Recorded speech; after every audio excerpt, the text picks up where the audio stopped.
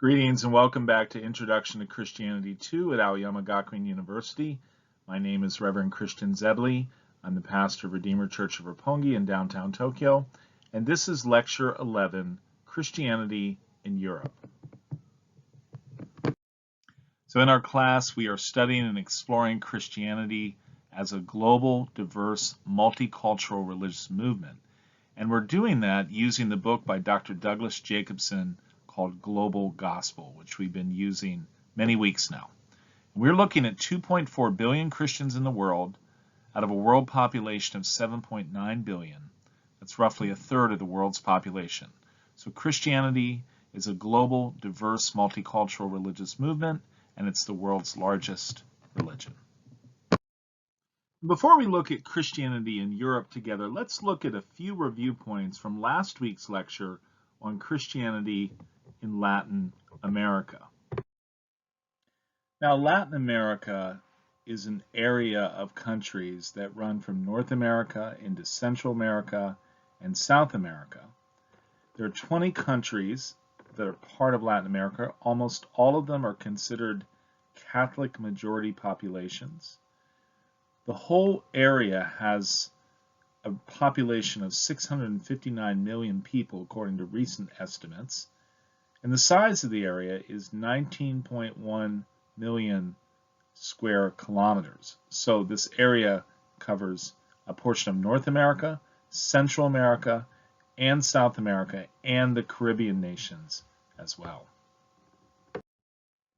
Here's a map of Latin America with Mexico in the north, which is part of North America, then down into the Central American nations of Guatemala, El Salvador, Costa Rica, Honduras, Nicaragua, and Panama, and then also the countries that make up the Caribbean, Cuba, and many other nations, and then down into South America, Colombia, Ecuador, Peru, Bolivia, Paraguay, Uruguay, Argentina, Chile, and Brazil. So this network of countries from Mexico in the north to Argentina in the south makes up the area we call Latin America.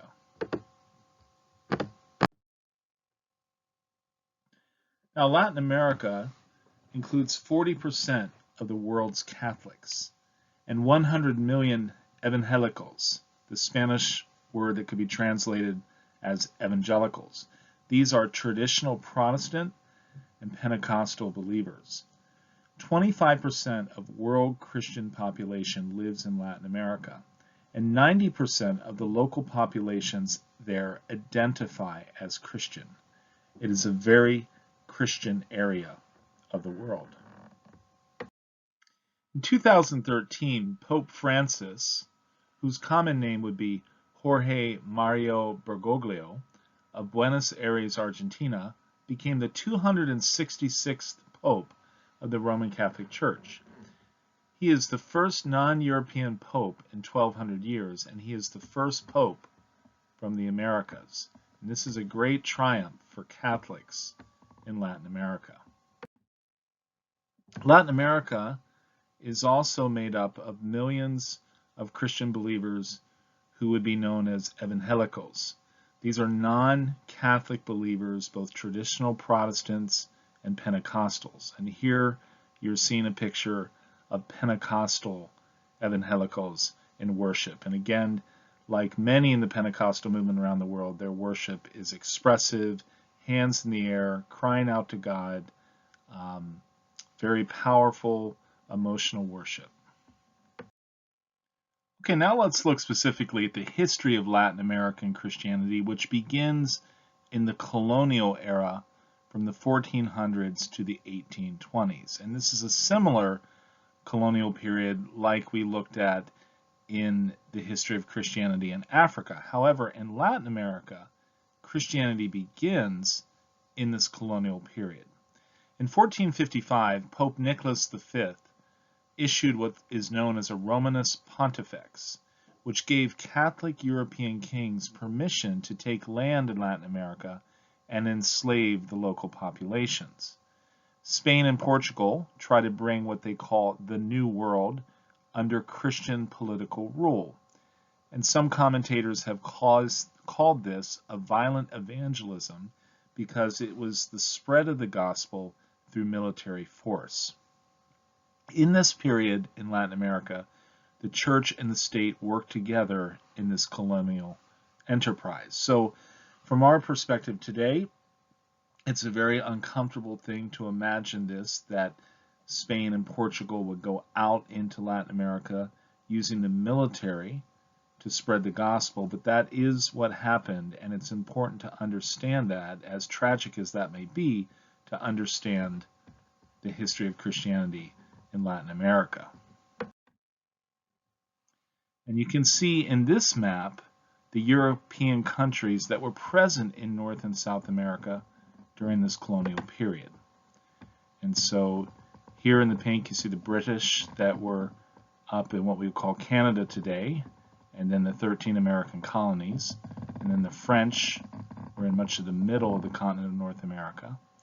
And then the Spanish are all the way from California into Mexico, into what we would call Central America, down all through South America. And then the Portuguese were primarily here in Brazil. And many different European nations had small colonies throughout the Caribbean. Now, as indigenous slavery in the New World is abolished, the Portuguese and Spanish settlers in the New World had a labor shortage. And what resulted was the African slave trade.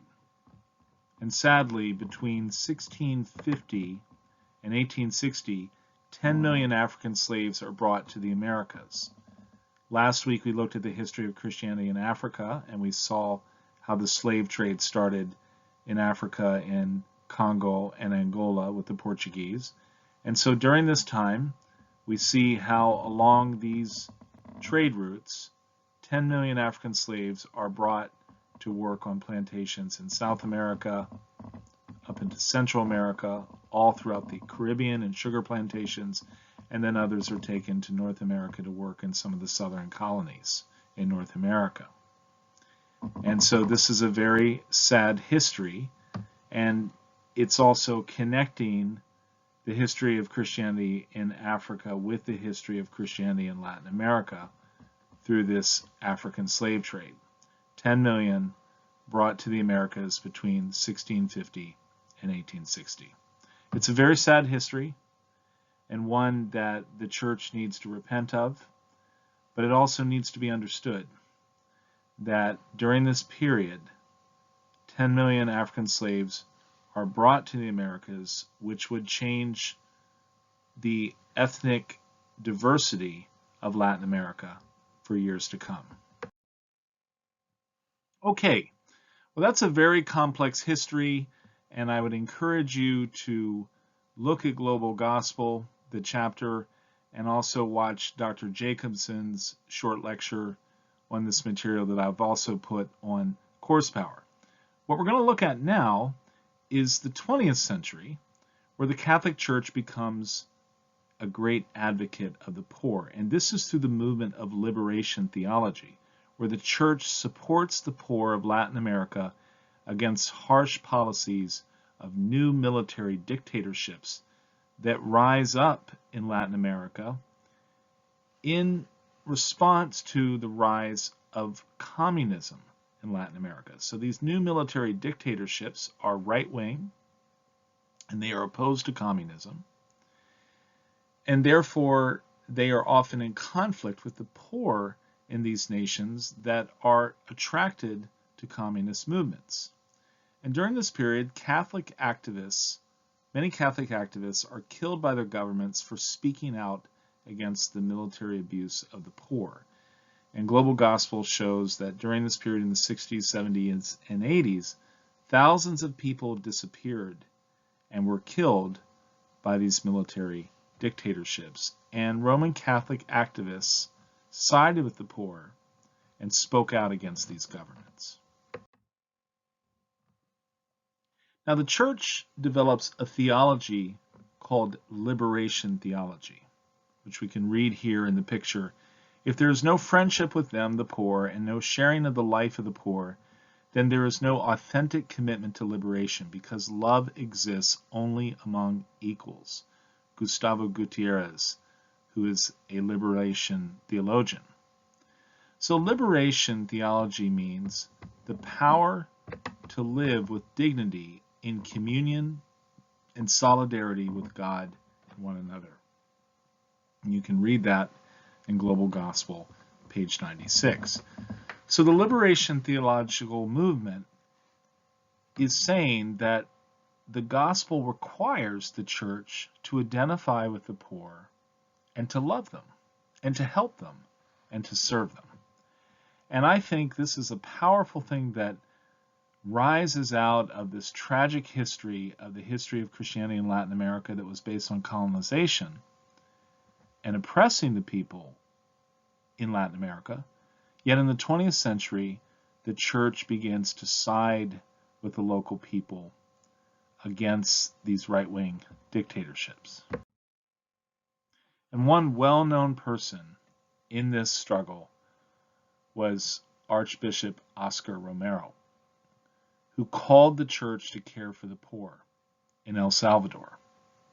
And he angered his government by doing that, because there were government troops in El Salvador who were killing poor people who were involved in communist movements.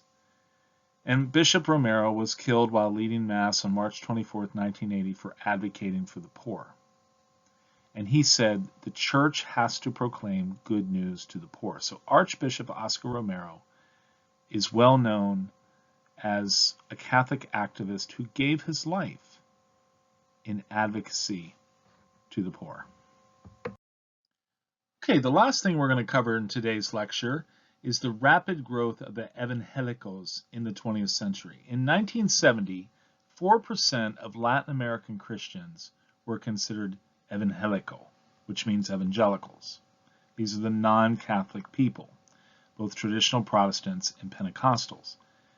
By the year 2000, they've risen to 9% of Latin American Christians. And by 2015, they are 15% of Latin American Christians. So we can see this is a rapid growth from 4% in 1970, 9% in 2000, and 15% in 2015. Much of this growth among the evangelical population is due to the growth of Pentecostals. And today in Latin America, evangelicals are made up of 80% Pentecostal believers and 20% traditional Protestants. But they are a rapidly growing group within Christianity in Latin America.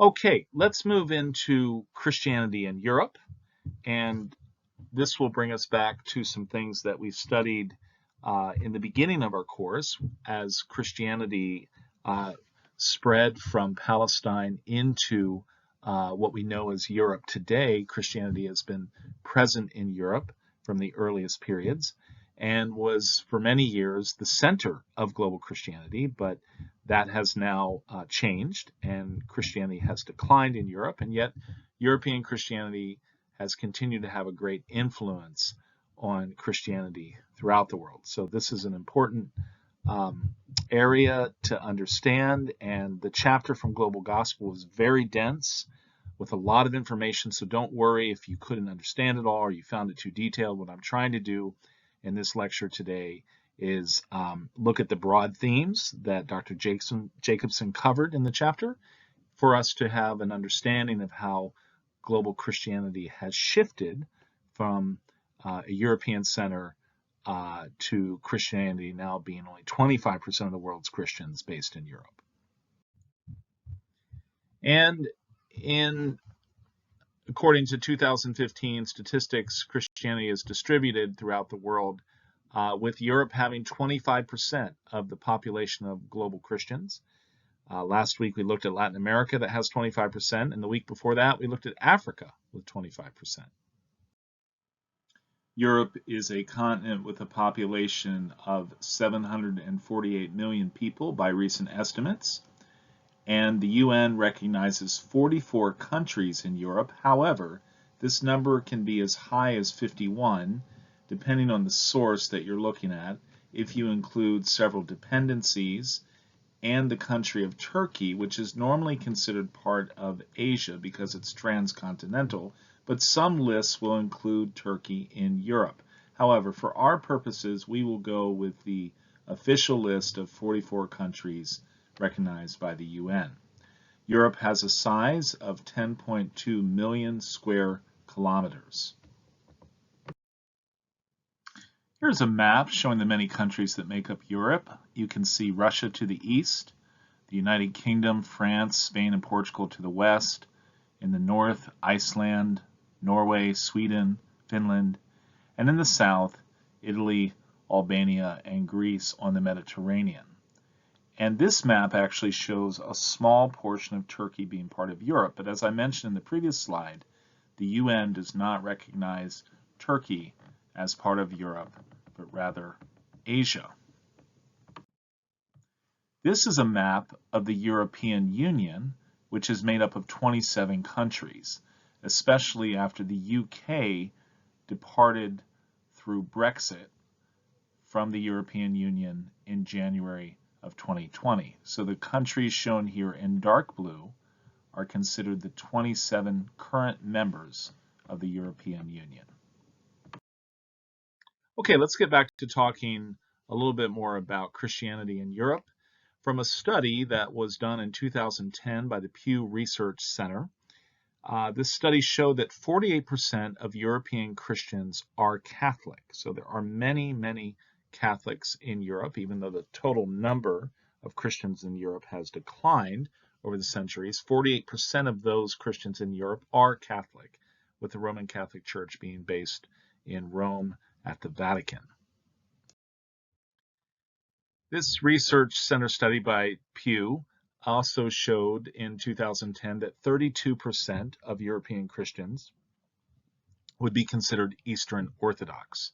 So Eastern Orthodoxy is very strong in Europe, from Greece all the way to Russia, and within many Eastern European countries, this is the center and home of Eastern Orthodoxy, with 32% of European Christians being considered Eastern Orthodox. Therefore, Protestants are the smaller number of Christians in Europe today. The 2010 study by Pew Research Center showed that 19% of European Christians are Protestant, and this would include Baptists, Methodists, many different independent churches, Presbyterians, and of course Anglicans, which are the strong Protestant group in the United Kingdom. So only 19% of European Christians are Protestant. Pentecostals are also in Europe, but a very small percentage of the overall European Christian population. They're more like 1 to 2% of European Christians. However, they are very influential through immigrant churches in cities like London and Paris. So many Pentecostals in Europe would have an African or perhaps Asian background, but there are many white Europeans who are participating. I wouldn't say many, but some who are now participating in Pentecostalism with its emphasis on the Holy Spirit, experiential worship, the gifts of the Spirit, miracles, and experiencing the overall manifest presence of God in Christ. Okay, let's get into talking specifically into early Christianity in Europe. So we're going to look at the history of Christianity in Europe, and this takes us back to some of our early lectures.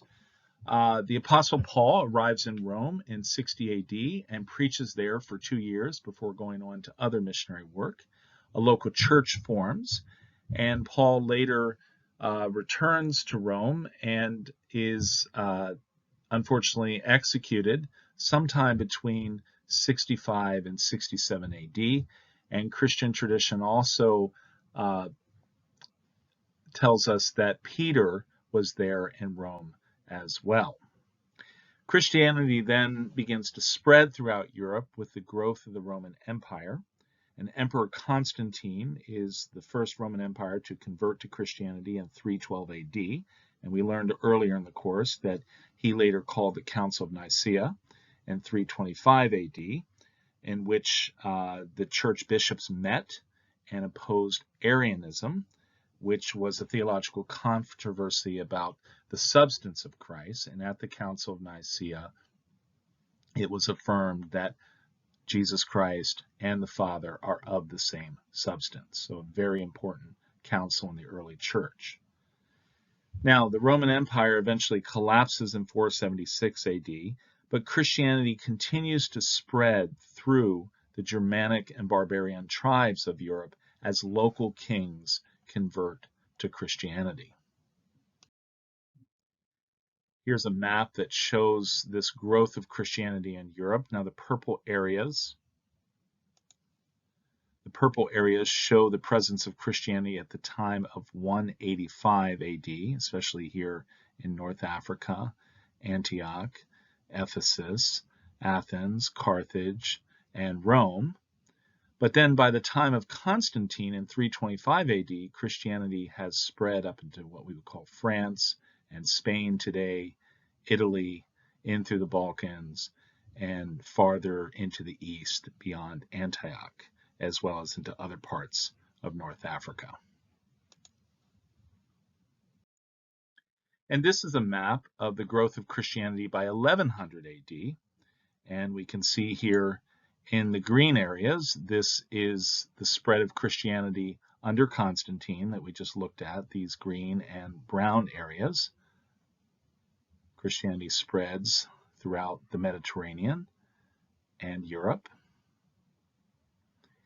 And then later, in roughly around 800 AD, Charlemagne becomes the emperor of the Holy Roman Empire, and he is the first emperor of the Holy Roman Empire 3 centuries after the Roman Empire collapses. And Charlemagne then is known to be the one that brought together Western Christianity and Central European Christianity. And so Christianity begins to spread up into these Germanic areas. And from that, it continues to spread up into Scandinavia and eastward into Russia, and then through missionary priests like Patrick, it spread into Ireland earlier in the 5th century. So by 1100 AD, Christianity has spread to all these regions of Europe. Let's talk a little bit about St. Patrick. Many of you are probably familiar with St. Patrick's Day, which is even celebrated here in Tokyo and some Irish bars in Roppongi. March 17th of each year is the day that they remember the death of St. Patrick, who is considered the patron saint of Ireland. And he was a missionary priest who lived between 385 and 461 AD. And he was from a wealthy family in Britain. He was taken as a slave and taken to Ireland and forced to work as a slave for several years. He later escaped and returned to Britain and became a priest, and then went back to Ireland to spread the Christian faith. He later became a bishop in Ireland, and he is known to be the patron saint of Ireland and loved by Irish people and other people around the world. He also is on a legendary level known to have used the clover, the 3-leaf clover, to explain the Trinity, Father, Son, and Holy Spirit. So returning to a slide from the earlier period of our course, we learned from Global Gospel that by the year 1000, Christianity had become the most geographically widespread religion on earth. It had millions of followers spread across Asia, Europe, and Northern Africa. So by the year 1000, Christianity is spread throughout the known world at that time, but it was centered in Europe. And then Christianity in Europe enters this difficult period from 1100 to 1250 AD, again a sad, tragic, violent period with the Crusades, which were Western Christian armies that attempted to reconquer the Middle East. During this time, Christianity is also persecuted under the growth of Islam and greatly declines in Asia and Africa. So during this time, with the rise of the Crusades and the fighting between Christians and Muslims, Christianity declines, especially in Asia and Africa. Here is a painting of one of the Crusades. You can see the crosses on the soldiers' flags, and sometimes they were on their uniform and their helmets as well. So by 1500 AD, fast forwarding to 1500 AD, the majority of world's Christians live in Europe. 80% of the world's Christians lived in Europe in 1500. And this is a time of flourishing as Gothic cathedrals are built, and theology and universities are flourishing.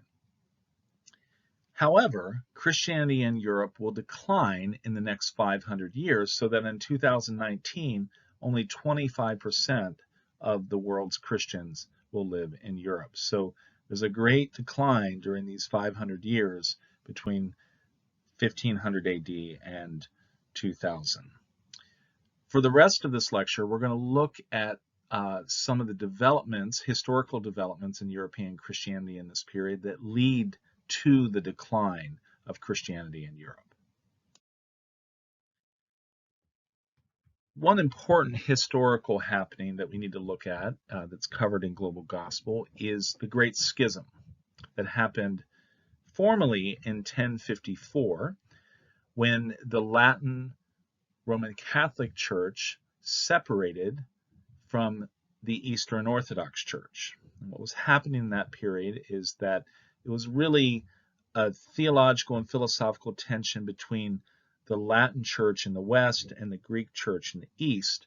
Some Greek churches in Italy were being forced to have Latin rites in their worship.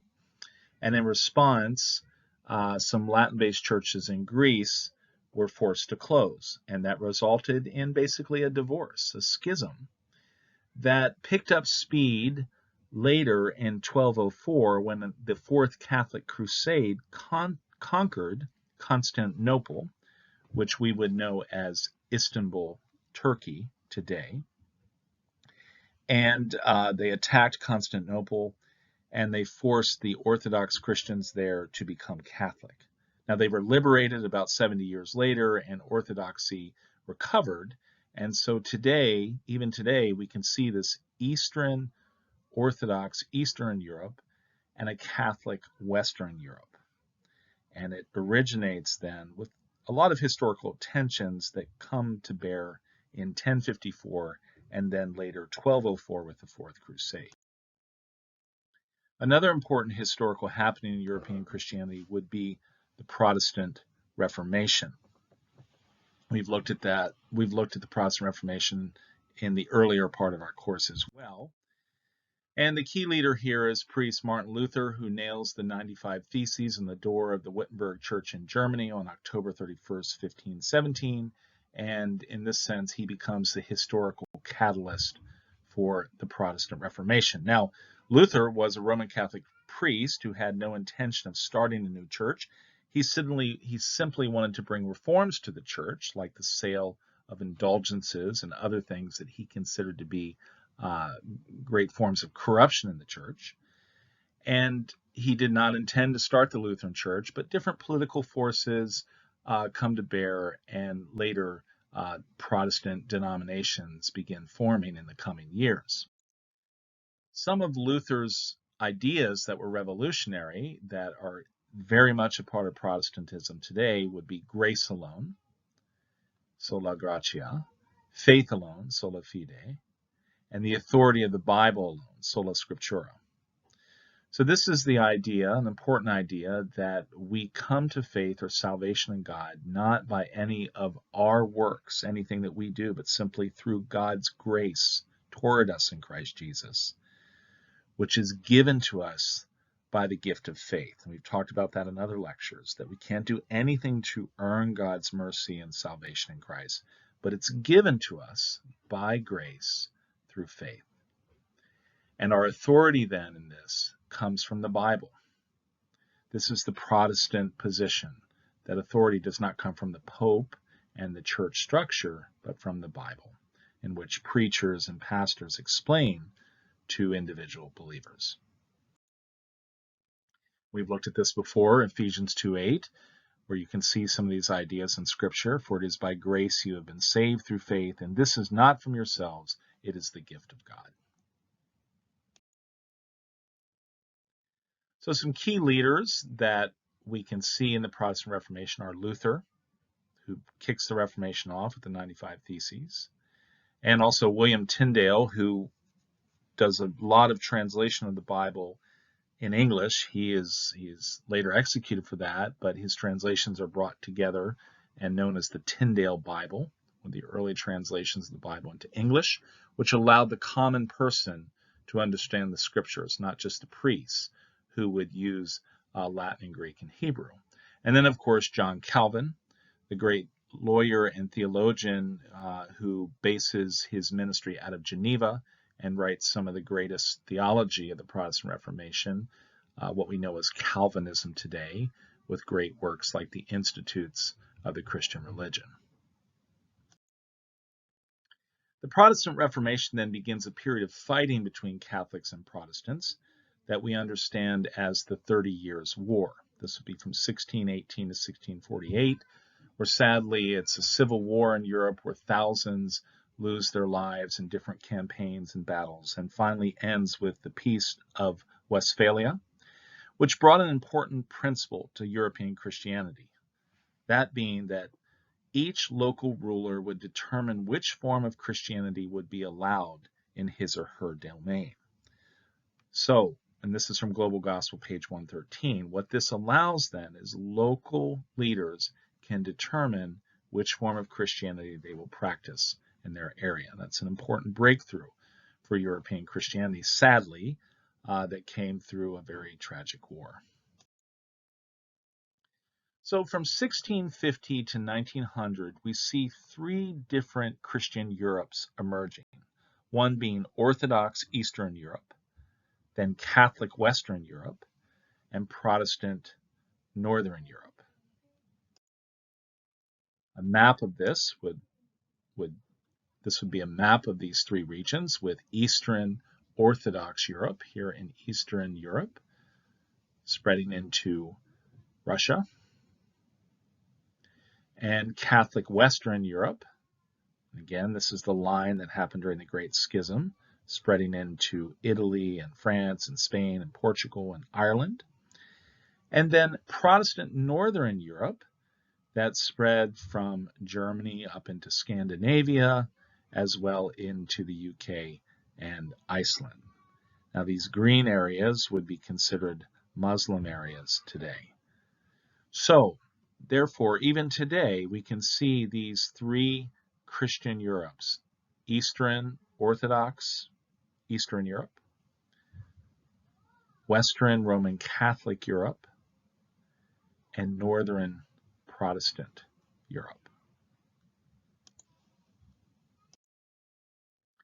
Here is a map taken from statistics from 2010 that show this split between Catholic and Orthodox Eastern Europe. And so we can see Western Europe, Poland, Slovakia, Hungary, and the Czech Republic being Catholic, and then Eastern Europe with Bulgaria, Romania, Moldova, Ukraine, Belarus, and Russia being Orthodox. So this division between Orthodox and Catholics in Eastern Europe exists also today. Now, this is an interesting map because it shows this breakdown based on languages. Now, I don't want to make too much of this, but I thought this was interesting that Eastern Europe today, the language family are Slavic languages, and Western Europe, Western Catholic Europe, majority of languages are Romance languages, and then Northern Protestant Europe, the majority of languages there are Germanic. So we can see this breakdown even through language divisions, which I find interesting. The point here is, though, that Europe, even today, is made up of three distinct Christian Europes: Eastern Orthodox in the east, Roman Catholic in the west, and Protestant in the north. Another thing covered in the chapter on global gospel that I want to look at lightly here is the Age of Enlightenment, which is a period, especially in the 18th century, where the promotion of the ideals of liberty, progress, toleration, and the separation of church and state are encouraged. This leads to the violent French Revolution in 1789, where King Louis XVI is executed by the people in 1793. And so we see a European nation rising up against its monarch. The revolutionaries seize the church lands, the Catholic priests flee, and many are killed. And in a sense, Christianity is rejected by the French revolutionaries. Now, this will have a great impact on Europe in coming centuries and also leads to the secularization of Europe in the current context.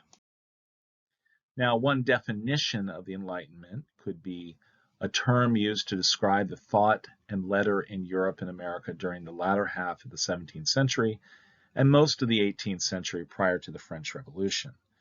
The phrase was used by writers convinced they were emerging from centuries of darkness into a new age enlightened by reason, science, and respect for humanity. So again, the French Revolution was a very violent period from 1789 to 1799 in which thousands died.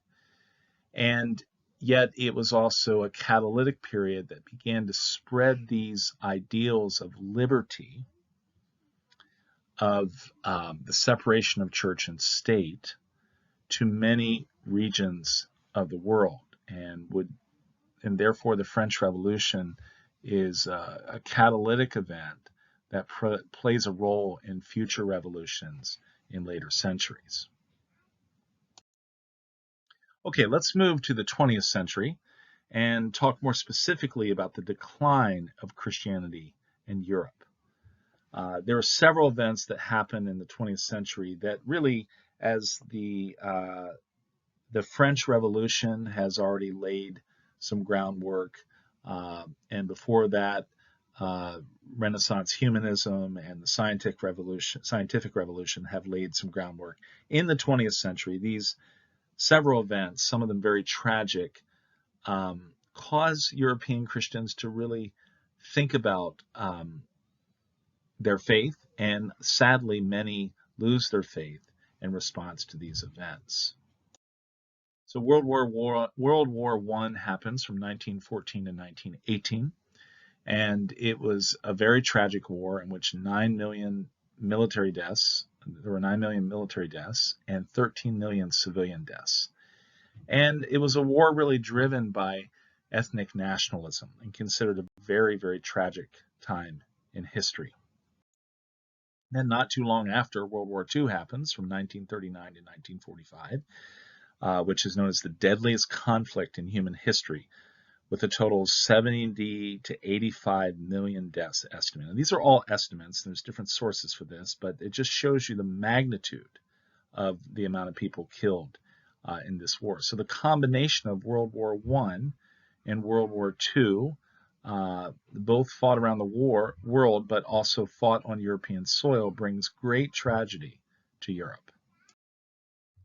And one of the most tragic events in human history is the Holocaust. Between 1941 and 1945, close to 6 million Jewish people are killed, murdered by the Nazi regime.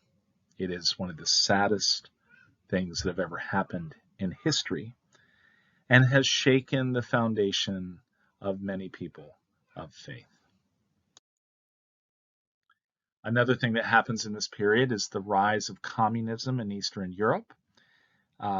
That begins before World War II, but then picks up pace with World War II.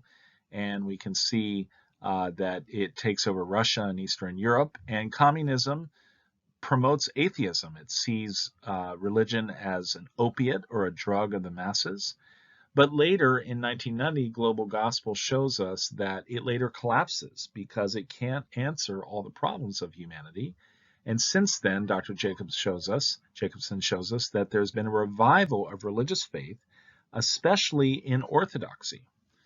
in this region of the world, as well as in Protestantism. So secularism is not as strong in Eastern Europe today, but the rise of communism in Eastern Europe definitely hurt Christianity during this earlier period. Okay, so global gospel shows us clearly that many of these events we've discussed here have led to the rise of secularism in our current context.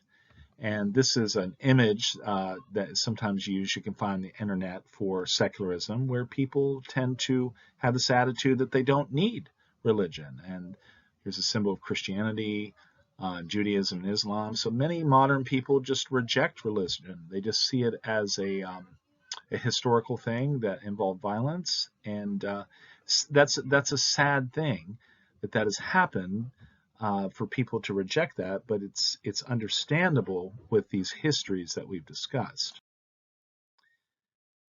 Jacobsen describes secularism as this in Global Gospel. He says religion is less visible, less pervasive, and less influential than in the past. Religion is less visible, less pervasive, and less influential than in the past. That's Global Gospel, page 127. So basically, secularism is a decline of religion as something that's seen as necessary. It loses influence.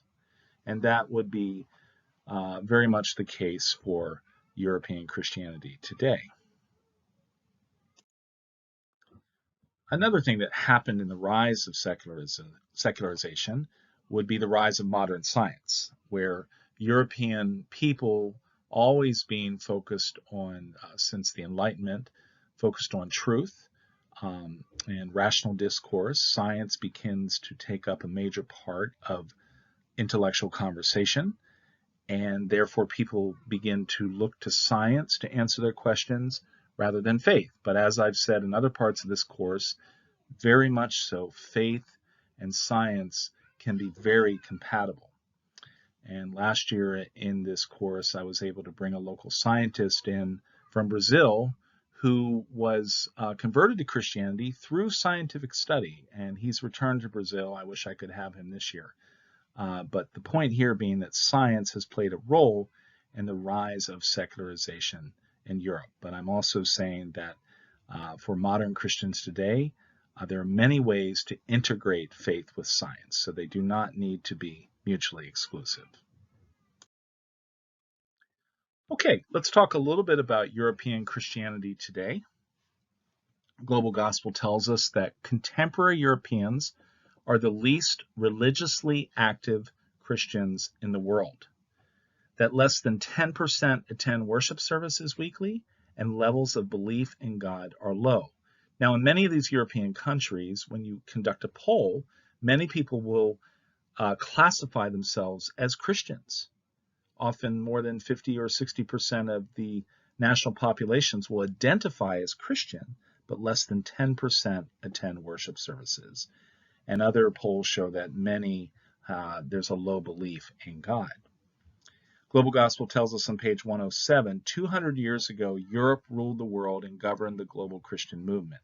Now it is merely one center of Christianity alongside many others, and European Christianity is diminished.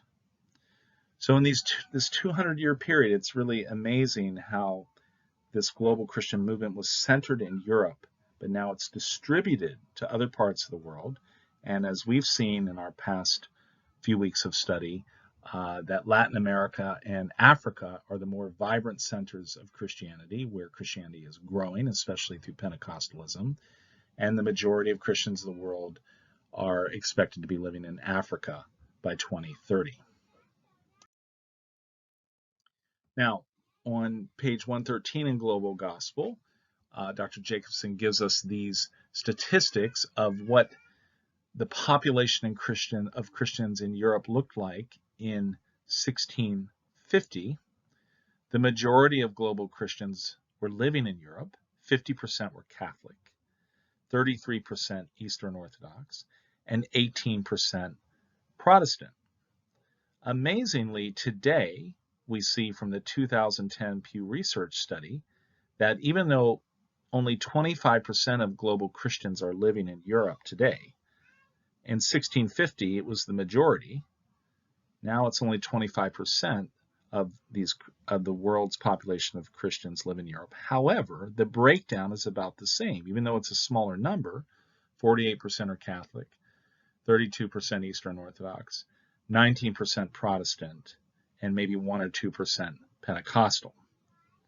So it's interesting, and Dr. Jacobsen notes that on page 113, that really the percentages have not changed of the makeup of European Christianity, but the number of Christians has declined in Europe.